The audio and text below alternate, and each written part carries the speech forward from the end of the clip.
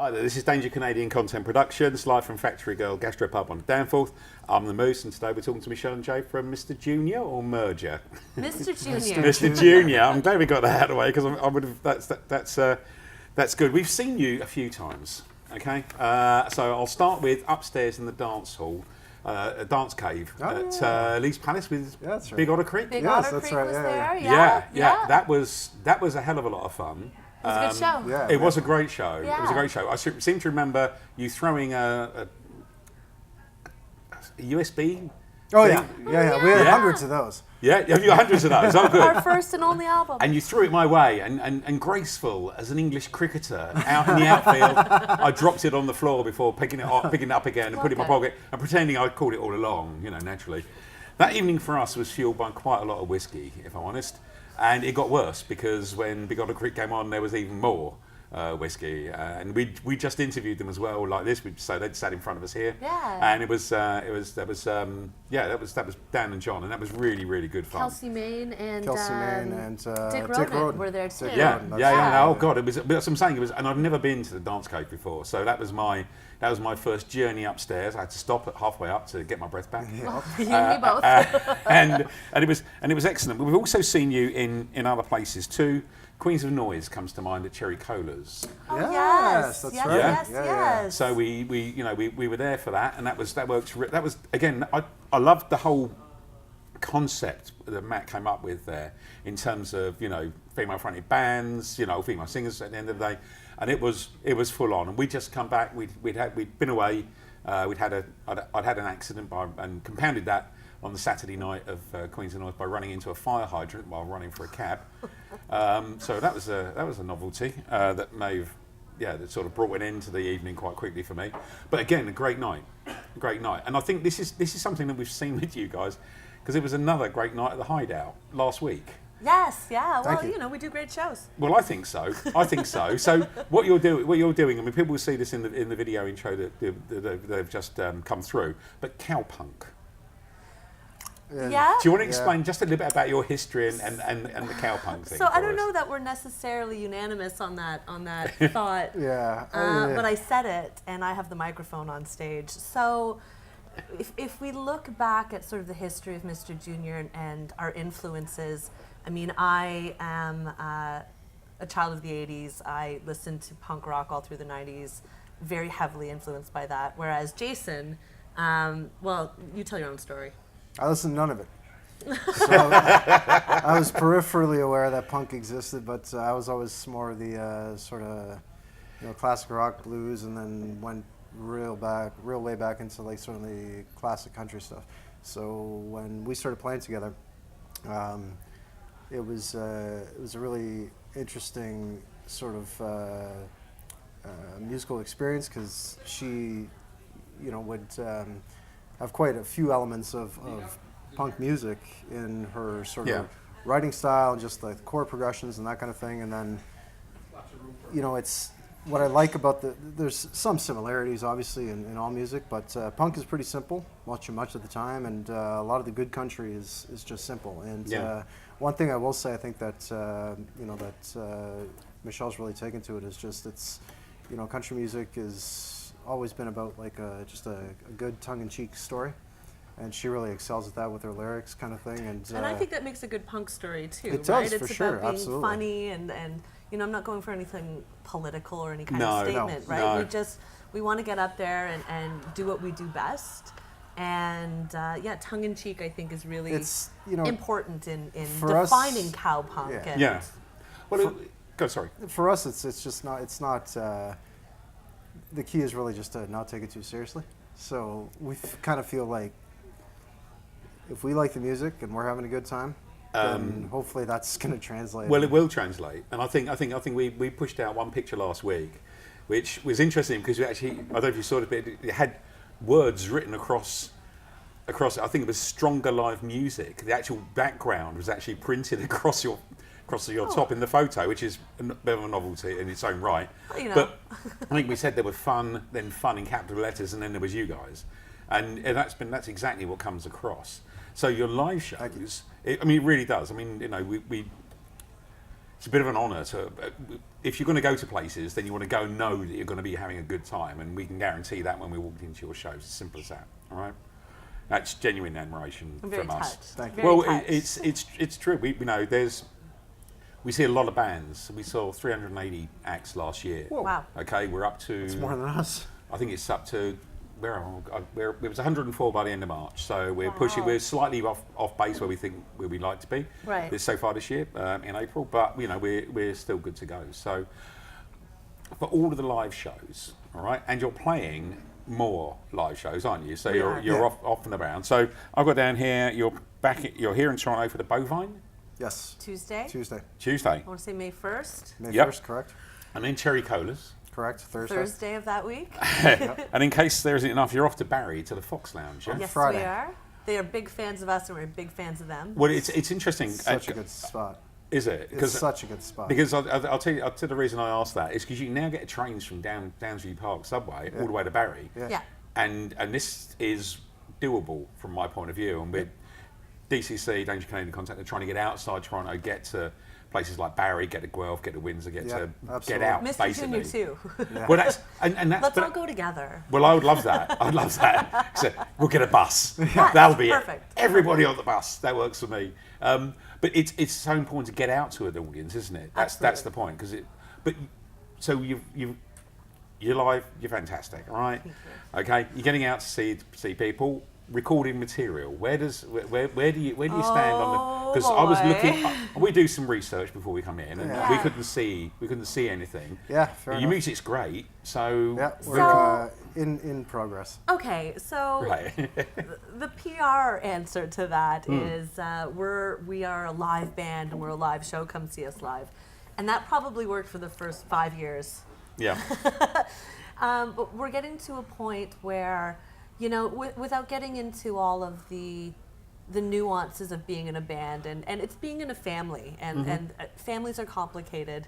We have tried, I want to say 3 or 4 times to put something together, and it always just, I don't know if this is like the Spinal Tap, the drummer, Yep. it blows up, or every time we're about to get there's some event that throws us completely off track. Yeah. Right. So first album, we actually have sort of a mini album recorded, Yeah, but this there's- was before we became Cowpunk, and then we Yeah, realized what so- our sound was, and we went, oh, we can't release this. Right. And then there's been other attempts at recording, and for whatever reason, things just don't work out. So we realized that that's really, I don't want to say a shortcoming, because it certainly hasn't stood in our way, but No, we no, realized not that at it's all. different than a lot of the bands that you'll see here in the city and in the scene that are pumping out albums and all of that. But we've been very blessed to be successful in our live show and as a live band. But stay tuned. Recordings are coming. Okay. I mean, ultimately, I think, like Michelle was saying, we've had a few attempts, kicks at the can, if you will. There were some recordings that were sort of essentially finished kind of thing, but to be honest, by that time we had already really the sound had evolved, and it wasn't Right. representative of what we were going in the direction in which we were going. And at this point, it's we really feel strongly that we want to put out a full length album, so 12 Right. to 14 tracks, and done as well as we can do it. So not something that's just here's our music and Yeah, it's we're kind of skipping just the EP. We're going right to the full length. Well, and I'll be honest, that's admirable, and that that will be the right way to go, given the catalogue you've got. To be perfectly honest, okay, that's the other thing. You're not talking about you've got half dozen tunes and they oh no, sound we've good. got 45 songs. Well, that's what I'm saying. Yeah. You've got a big catalogue to go and make that work. Yeah. But from a purely selfish point of view, okay, I know it's all about me, but from a selfish point of Damn view, it, Jerry! I said we should have finished that album. what we do now is we mentioned we've seen a lot of music, right? What we're doing this year is every band that we saw last month, we record. We just keep a record of everybody we saw, and then we go and release a playlist off of that through Spotify, and then share that with everyone. oh, So at the Well, moment, let me send you, awesome. I'll send you something. do and we can if we can get something. Honestly, it's just that ability to be able to share that music. That's what we want to do next. And we just think, you know, it's nice. It's great sitting here, and we value this so much. And the shooting in the gallery, you know, to get the pictures out is great. And we're trying to get people to listen to it, more and more people to hear what we're hearing. And that's the route that we're trying to go. Right. So as soon as you have something, believe me, we'll be delighted. We've got some little secrets up our pocket. Okay, no, and that works. That works for us. That works for us too. That works for us too. So, lots of touring, lots of gigs coming up. Yeah, which is tremendous. Yeah, it's why we do this, right? I mean, it's what sustains us as artists. If you can't do it in front of an audience, and we've seen loads of people who are very, very good everywhere. This isn't all about Canadian bands. You know what I'm going to say? They're right, absolutely fabulous. And then you go and see them live. And I mean this with bands through North by North East, Canadian Music Week, and lots of others. They sound great. It's wonderful. You go along, and it just doesn't happen live. And you've got all the live stuff, so... We've learned to not take ourselves too seriously, and we say it all the time that, you know, we go and see a lot of bands, not 380 in a year, but we're constantly out watching bands. For sure. And there's something to be said about the audience will enjoy you more if you look like you're enjoying yourself. And not to sound... I shouldn't do a caveat before, because it always makes you sound like an asshole, but we believe in our talent, and we think that we should be lighthearted about it and have fun. And you know, I'm doing these big giant screaming notes, and I don't want to stand there and sort of, you know, it's fun and it's funny, and I'm singing "It's Not Me, It's You, I Don't Like You." You know, I'm not supposed to be this big diva. We're just a bunch of drunk cowboys, punk rockers. At the end of the day, right? I mean, it's the songs they're short, they're catchy. They're short, they're catchy, and they're just kind of fun, right? So you just kind of, for us, it's just going up there and playing them, having a good time playing them. Dance with us. And exactly, having the crowd kind of get into it kind of thing. That works. And, it really works. You know, like, I mean, what you have is phenomenal. Oh, thanks. And you just, you know, as you're saying, you're touring, you're going to build a bigger and bigger audience. Yeah. And that's brilliant as well. If you haven't already got a big audience, as you have, you'll have a bigger audience. Yeah. Talking of bigger audiences, depending on your next choice, A, B, C, or D. Oh, goodness. You now have the speed round of doom coming at you. Pick C, always pick C, statistically. Okay, go. Oh, God. Okay, do you want to see? No, we want to hear the options. Yes. Oh, yeah. Oh, no, you don't get to get questions. It's A, B, C. C. Let's go C. Okay. Well, in that case, then, this might work for you. Okay. Okay, so these are brand new. So we've never done this before. Amazing. We've never done this before. No. But even the people who were before have never done this before. So here we go. So breaking ground. We're calling this. Okay. Which of the following, you get two choices in this as well, okay? Okay. So which of the following superpowers would you choose? Oh.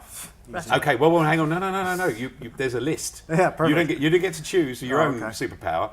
You can vanish unwanted body hair with a single thought. That's one, right?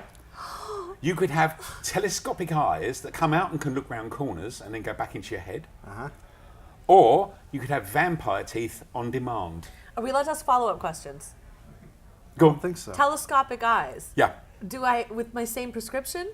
With this. Oh, so the B's, no. Okay, fine. That's body hair. Body hair. Body hair? 100%. Yeah? Okay, fine. French, German, body Jason, would you...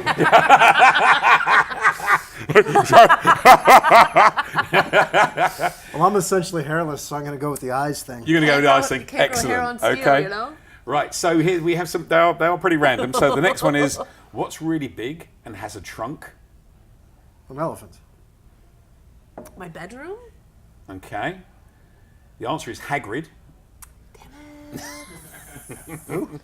It's Hagrid. okay, it's from Harry Potter. Harry Potter. Yep, he has a trunk. So, I saw that movie. what is your favourite pizza? Oh, feta cheese and hot pepper. Hawaiian? Perfect, excellent. And here's one we're going to talk about, like where you see your future. Last one: big in Canada or huge in the USA. Which would you rather be? Big in Canada or huge in the USA? You know, like maybe it's recency bias or whatever, but for me, I'm not going to turn down either one. Answer.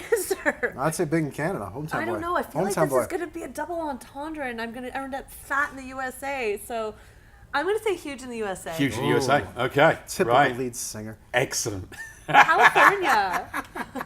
Yeah, I get that too. Yeah, stadiums. This is what we're talking about. Yeah. Okay. Yeah. I wouldn't turn it down. I mean, you're already out of the band for your answer, so. And that brings us to rapidly, sadly, to the end of this. I'm sure it won't be the last time we have this conversation. Thank you so much. So, no, many thanks to Michelle and Jason for coming in and talking to us. Our pleasure. Many thanks to Yestin and Ben on the cameras, the Factory Girl in the Danforth for tolerating us once more for season 3. And look up, all of your details will be in the credits as they roll through, so you'll get to see that too. And thank you very much indeed. Good night. Cheers. Thank you. Thank you.